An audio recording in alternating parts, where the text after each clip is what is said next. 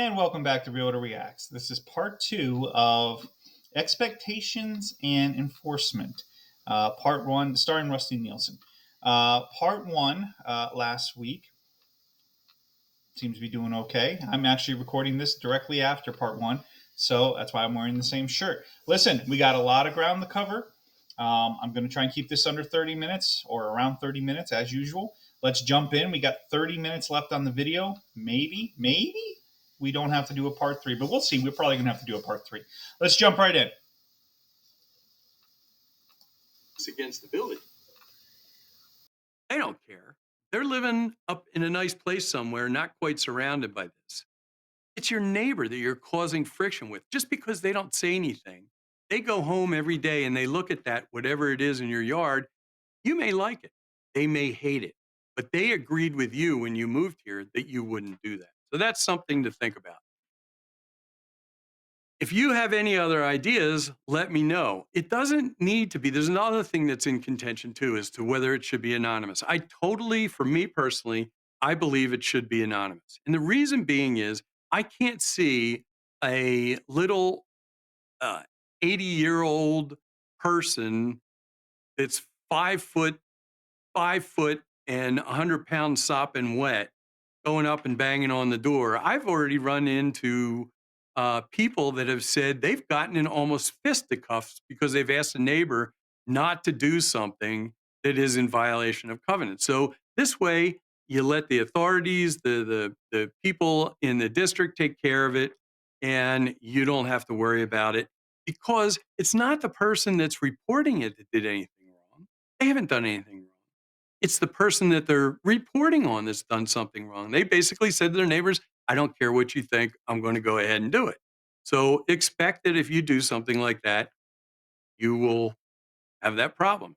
So let's quickly run through. I know that was long winded, but the theory of that is pretty strong, I think. Let me know what you think down in the comments. Let's just run through my deed restrictions. I'll put it up here. I have a copy of it. And I will go through this really quick. I'll divide it up into chapters down below. And I think you'll learn a lot what you can and you can't do. And then when we're done, I'll kind of explain how you might be able to change those things if you want for your district. Let's go ahead and read this. So these are the actual deed restrictions for District 13 and Unit 65. And each of these deed restrictions is something different for an individual property. You need to look at that because that will be brought out in here, and we'll see this in a little bit. The first part just talks about definitions, and then it talks about the district itself and the contractual agreement, the amenities fee, that type of thing, which we're not going to go over. Then it talks about rear and side yard easements. Now, one of the things I think is fascinating that a lot of people should probably know is if you take a look at this, this is for the courtyards. And as we all know, right down here, there is a fence. And then there's a gate that goes over here. And this is, say, this is your neighbor's yard.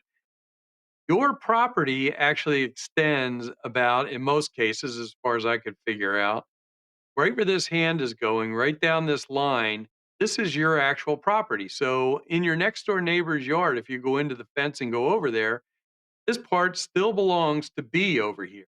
Although A agrees that by purchasing this, they're going to be able to use that and A will maintain it. The big thing here is right where I'm moving the hand down, although this belongs to B, A cannot change the grade of it or the way the water drains off of it. So enough of that. I don't want to get too much into that. Common question that comes up, right? The blessed and burdened system, right? In that example, perfectly fine example. I would probably steer away from using a corner home site in there just because it doesn't illustrate quite as clearly the blessed and burdened system because it's on a corner.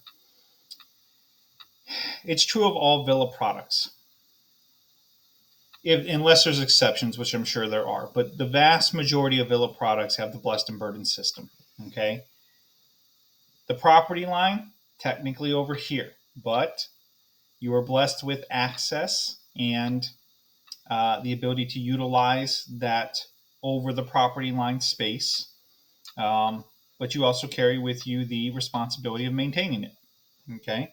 But the same thing is happening on the opposing side of the property. And this only happens with villas. Okay. On the opposing side of the property, where a portion of property that you own is utilized and the responsibility to maintain it falls to the party next to you, just like, and that way it kind of creates a domino effect, right? Why does that exist? I don't really know outside of how it's designed. Um, it's always been odd, but it exists in the patio villa series and it exists in the courtyard series. I don't know about the veranda series. I haven't had an opportunity to work on a veranda home sale yet, and I haven't had the time to look into it.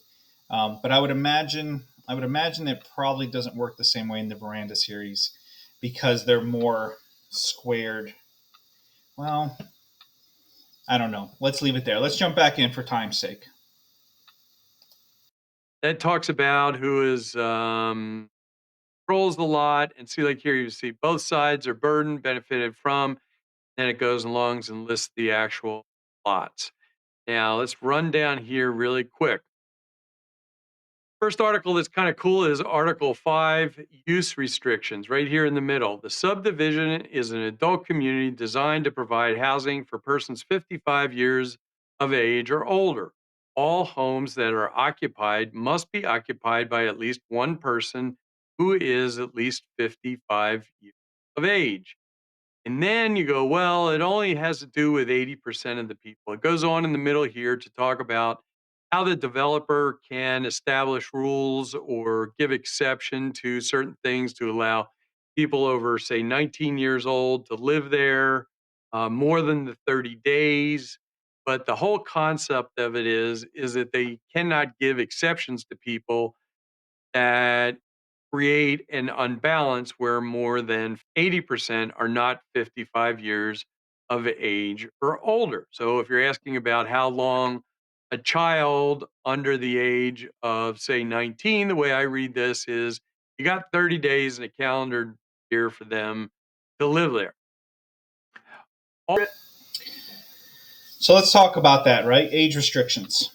I get it at the open houses all the time. Oh well, my cousin, brother, nephew, whatever the relationship is, right? Is 50 something or 49 or something like that. Okay, and they're going to buy a home in the villages. Nothing prevents you from buying the home, right? The restriction is around occupancy. Okay. Well, we were told that they could live in it. No. Who told you that? How would they know? Every The deed restrictions are broken out by district, but also by unit. That unit is another word for neighborhood. Okay. So that's a very blanket answer, right? With a lot of nuance, right? And now this particular thing is pretty universal, okay, in its application. But even there, making the statement that we were told, well, who has the authority to do that? I don't. I don't have the authority to tell you that, right? I can't guarantee that outcome. Um, Pretty irresponsible, in my opinion, right? And so this causes a friction point in the open house, right? Clearly, they're not going to choose me as their realtor at that point because I'm telling them what they need to hear. Which is, it's unfortunate that it falls to me to be the one to stand up and say, no, it doesn't work like that. Are there exceptions? Of course, every rule has an exception, right? There is and I don't know who would be responsible for it, right? There is a mechanism by which you can get an exception for residency. Okay. The rules say it's 55 or older, one person in the household, right? And the question is, do we sell into that? Do we allow occupancy that's going to exceed the 80%, right? It can't be 79% occupancy over 55. It can't be, 65%, right?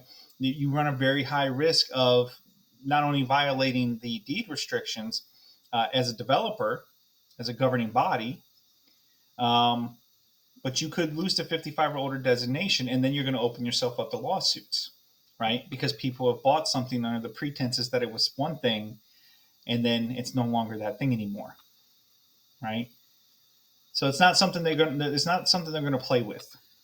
Okay, when I worked with the developer, we did not, as a rule, sell into the 80% or the 20% difference between 180. Okay, and the reason we did that is because we don't want to be anywhere close to that 80%. Nowhere close. Were there exceptions made for people who had grandkids with disabilities? Were there exceptions made for in-home family members who were providing care to their elderly parents or grandparents? Of course. It's the villages. These are the things that we expect to run into. Okay. But that's where that 20% gets utilized. It doesn't get utilized to drive home sales necessarily. Have there been situations where you're 53 or 54 and you will age into the community naturally, right, in the next year or two, and we have enough space in that 20% for that to make sense? Sure. But you're still in you could be in violation if you don't have a written exception. Again, I don't know where to get that exception. I don't know if you need to talk to CDD. For me, I had to talk to the sales department when I was with the developer, but you know, they weren't handing them out like candy. I can tell you that. It was a review process. There was a process involved. Okay, this is a big one, and a lot of misunderstandings around this. Okay, so hopefully we can get some of that squared away here today. All right, let's jump back in. All residents, right here in yellow down here in the middle bottom, all residents shall certify from time to time as requested by the developer the names and dates of the people that live in the home. So they can actually come in and they can ask who lives in your home, who's staying there more than 30 days. Now, the way I understand it is that the authorities here in the villages can't do anything inside the home. They don't govern or look at things that are inside the home, like the standards folks don't come in and look inside the home. Their jurisdiction, so to speak, is on the outside of the home. I don't want to get on the inside of the home because some of that may involve sheriffs and that type of thing.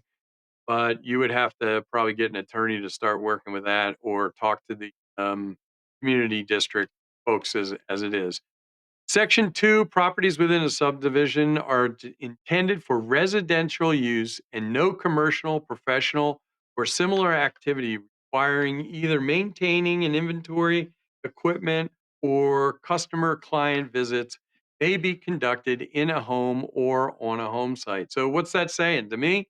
That says you can't have any big trucks sitting in your yard, can't have signage out there, which we'll see where that's specified later on. But basically, you can't be running a business out of your home that requires maintaining equipment or inventory or customer clients coming in and out of your house all day, that type of thing. Oh, So I want to pause there for a moment because it's a great example of what I was talking about in episode 1. Okay, it's not a very long sentence. It gives a couple of examples, right? But what's happening is that we're interpreting, and Mr. Nielsen acknowledges it, Rusty acknowledges it, right? To him, he states to me, right? This is how I see it, right? But I will tell you, there have been instances where complaints have been filed around that particular one, okay? And it's more nuanced, right? And, is it a commercial vehicle? How many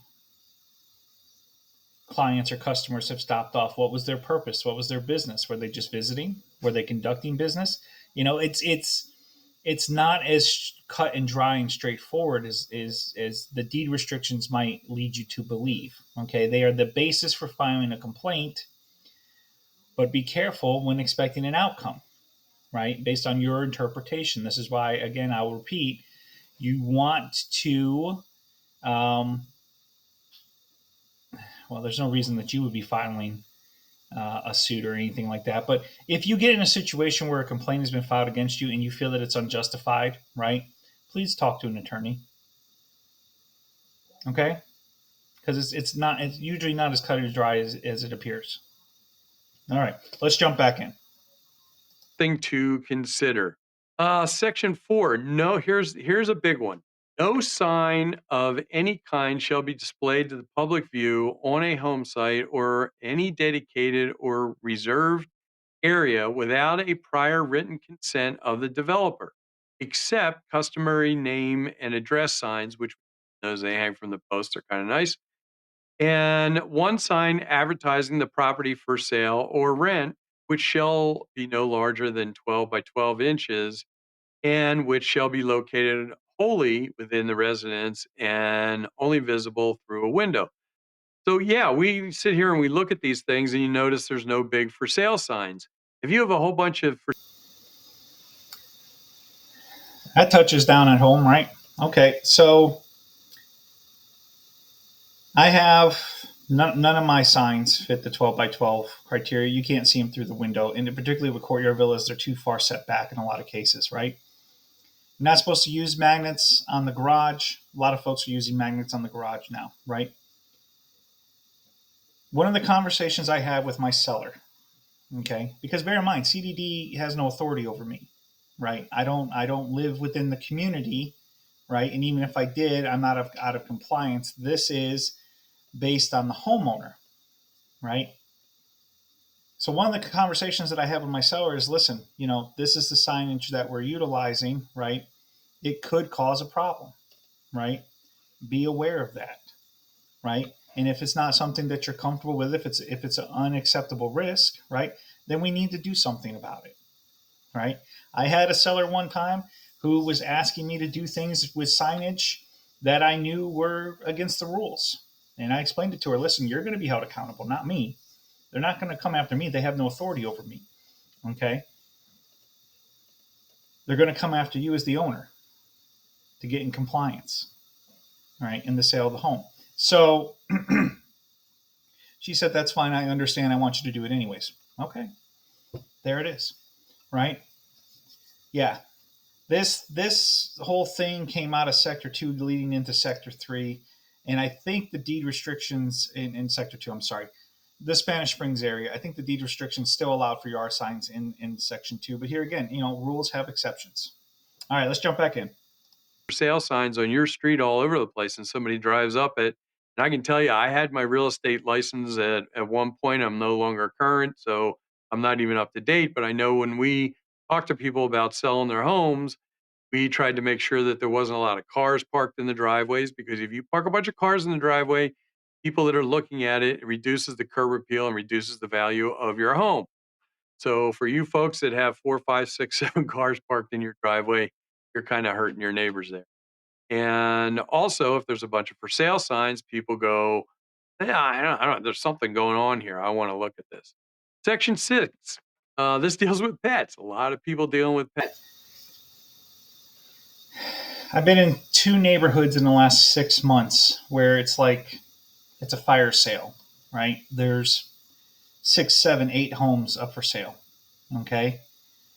There's a lot of market reasons that are going into that, and it's a natural cadence. But does it give the impression, right, when you have so many homes on the market in a given space? Does it give an impression to prospective buyers that, hey, maybe there's something going on in this neighborhood that I'm not aware of?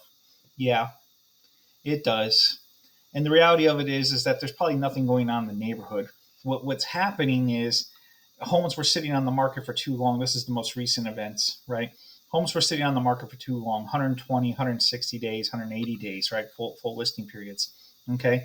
Because interest rates had changed. We were coming out of the downslide, right? People were nervous about making offers. They weren't sure where the bottom was. And so they were holding back.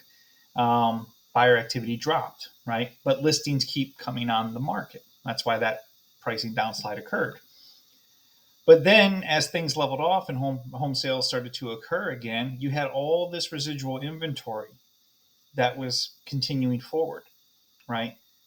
In addition to that, you have new inventory coming on the market. And so now you have this combination of all of these homes on the market at the same time, giving the impression, right, that even though this home was listed 6 months ago and this home is just getting listed today, something's going on. There's no correlation, right? It's just a natural cadence of sales. The problem is these homes are still on the market and they didn't sell.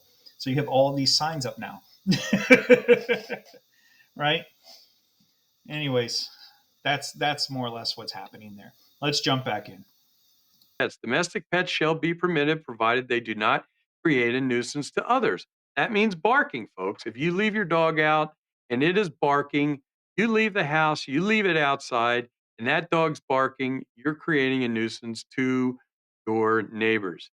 Um, each owner shall be personally responsible for any damage caused by dedicated or reserved areas by any such pet, and shall be responsible for the immediately removal and disposal of any poop of such pet, and shall be responsible to keep such pet on a leash. Yes, your animals need to be on a leash at all times for multiple reasons. I don't even need to go that. Notwithstanding the foregoing, no other animals, livestock, poultry, swine of any other kind shall be raised, bred, or kept in any home site or dedicated or reserved areas.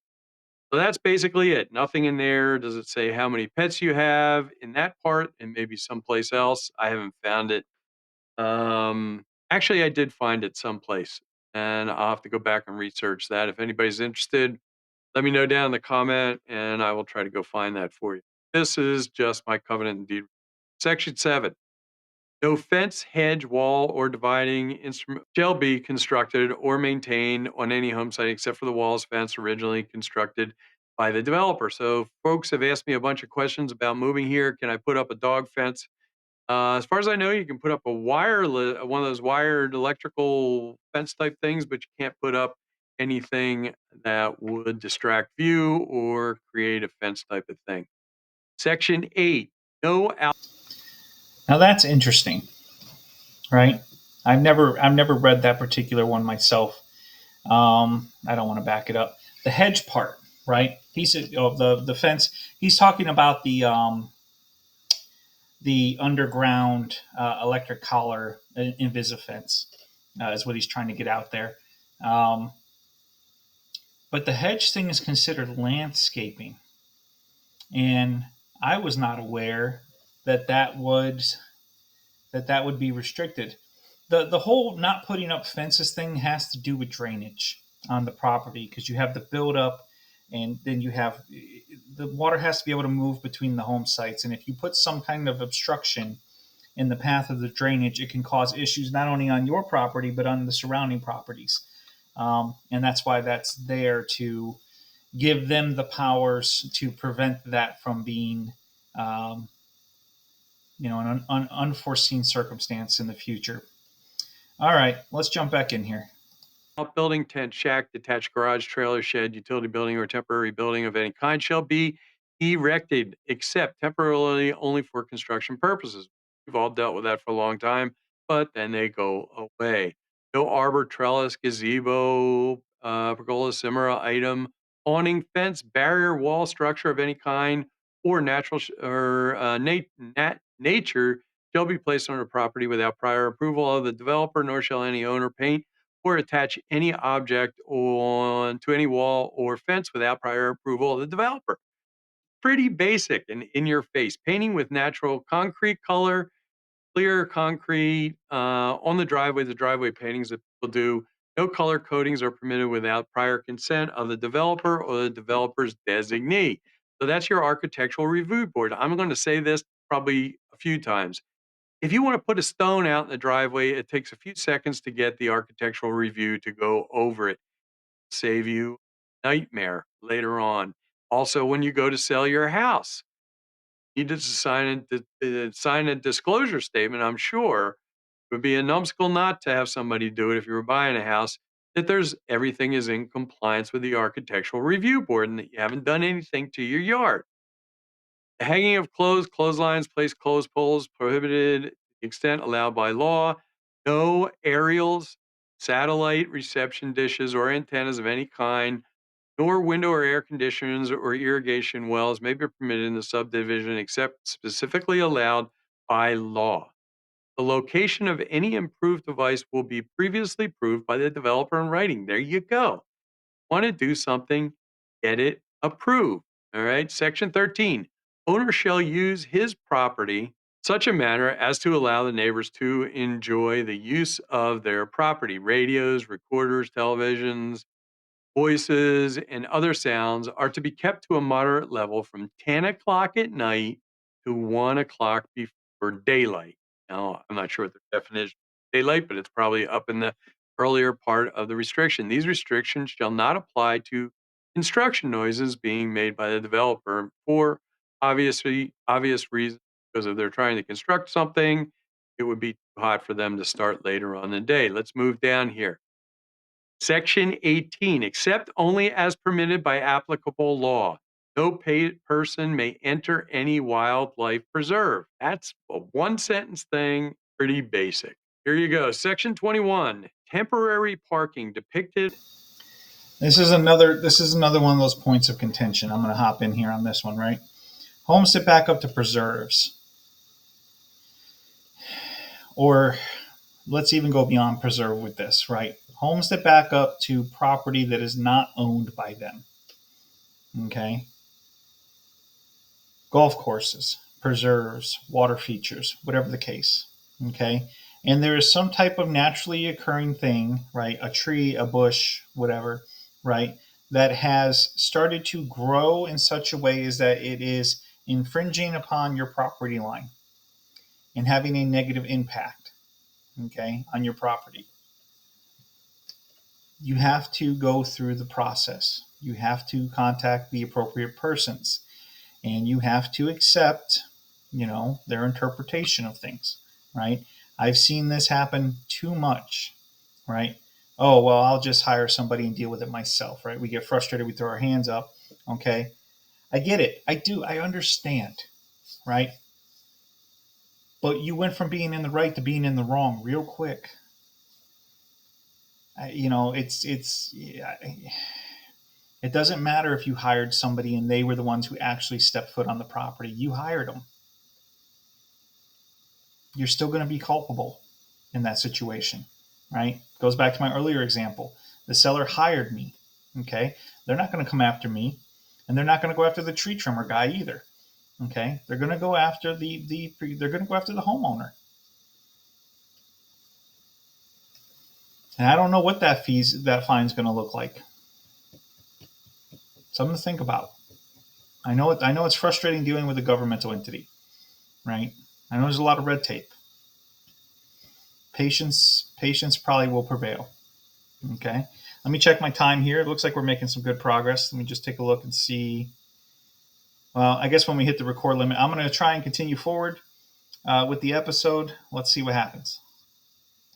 On a plat of the subdivision, if any, is not for the owner's use, but is for the use of the owner's invitees or guests. So I have heard problems with this. And what the problems are is that somebody may be having a guest coming over, and somebody in the family or lives in the house parks their car up at the end of the street in a guest area, and then their kids park in driveway. I'm sure that that's obviously that is wrong, but I kind of understand it, and that may be one of those things that somebody looks the other way. Who knows? Here's another one. Well, a lot of these things can be looked the other way type of situations because the enforcement is based on resident complaints. Okay. Is it egregious, right? What degree? How offensive is the infraction? These are all things that are taken under consideration, even when a complaint is filed. So, a more clear example of this, and there's actually we had a house out there, right, where this was occurring. It was a blatant violation of the deed restrictions, but the neighbors were okay with it, right? It's not for me to file a complaint, right? So there was a gentleman had a commercial vehicle. It was clearly a commercial vehicle.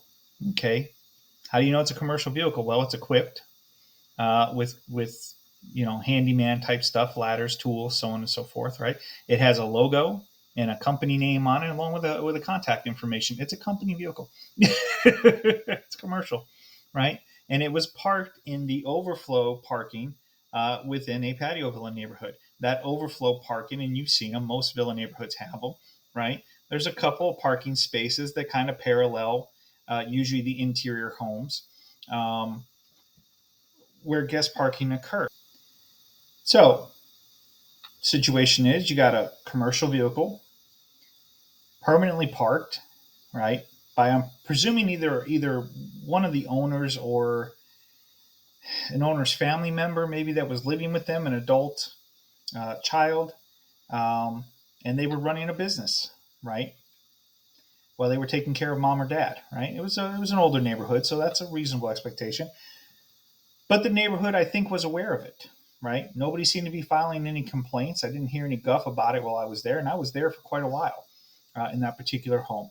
So I think this is a good time. Let's see here. We got about 25. Let's try and get a little bit more done on this episode, and then we'll wrap up here.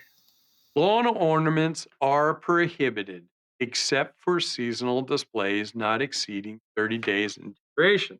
So that means something like your Christmas decorations or your Halloween decorations or Easter decorations or whatever. You get 30 days to put them up and then they have to be taken down. The whole lawn art thing, I know you people are going to hate me. This doesn't mean that I don't like this. So let's talk about that for a moment because that's not entirely clear, is it? Right?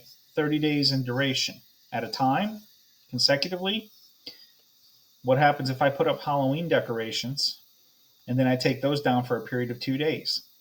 And then I put up my Thanksgiving decorations and then I take those down for a period of 2 days. And then I put up my Christmas decorations, right? The statement in and of itself is too vague, right? It's not concise and it's going to be open to interpretation and debate or dispute. So this is exactly the point I'm making when it comes to this type of stuff. It was written by attorneys for attorneys to interpret and to enforce. Let's jump in here. And I will explain how I think maybe you could get this changed if you wanted to. I don't know. I'm not an attorney. I don't work for the villages. I'm nothing but a knucklehead on YouTube. There is extra documents that you can get regarding lawn ornaments because it is a big problem. And just because you like it and your neighbor likes it, your next neighbor may hate it. And by allowing you to put whatever lawn ornament you have out there, then somebody else, and I'm going to totally exaggerate this, if you put a flag, a United States flag, hang it on the side of your house, not on a flagpole. And the next person comes along and goes, well, I want to put something that's probably offensive to the United States and to people. Let's say this. Let's make it totally crazy. A Nazi flag. Well, if you can put one flag, I can put the other. So the rules are made to stop people from getting into that situation. And that's it. Now, the whole flagpole thing, I believe that that's a state law that you have to be able to provide the ability for somebody to put a United States flag up by state law. So that's why you see the flagpoles up there. Anyway, that's my understanding of it. You need to check that out yourself. Okay, so this will be my last point, and then we'll wrap up. I don't know if it's a state law or not. I'm not familiar with it. It'd be nice if it was. Would make sense. But um, presidents, right? The argument is based on presidents. Well, my neighbor did this, so I went ahead and did that. Okay, it's not a strong argument. It doesn't work most of the time. Um, and I hear that argument. That's because it's the go-to, right? Well, I did this because the neighbor did that, right? The neighbor set a precedence when they did this, and so I felt based on them getting away with it that I could get away with it too. Accountability is generally an individual. It's usually applied to the individual, right? It's not fair necessarily. I get why that could be offensive, um, but that does tend to be the case, right? So, with that being in, I wish we could end on a high note, but we're talking about deed restrictions, so reasonable expectations here, guys. I'm doing the best I can. Um, we're going to wrap up here. This has been Realtor Reacts. We're going into a part 3, first time ever, right? Exciting stuff. Episode 20. Here we go. Take care of yourselves. Take care of others where you can. Thanks for joining us for this week's episode. Please do come back and see us again. Hey, right about now, my wife wonderful person. Been with her for a long time. She should be putting up some other videos here and here or down here, somewhere in that area. All right. Thanks so much, guys. We'll see you later.